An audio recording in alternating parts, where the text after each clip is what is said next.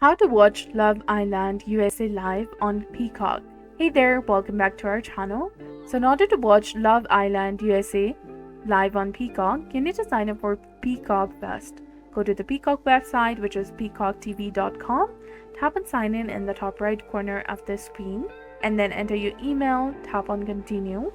Now select the plan, either premium or premium plus. Premium starts from $7.99 per month, whereas the Premium Plus starts from $13.99 per month. It's available on smart TVs, streaming devices like Roku, Amazon Fire Stick, Apple TV, mobile devices like iOS and Android, and gaming consoles and web browsers as well. So new episodes air daily at 9 p.m. ET or 6 p.m. PT, except on Wednesdays.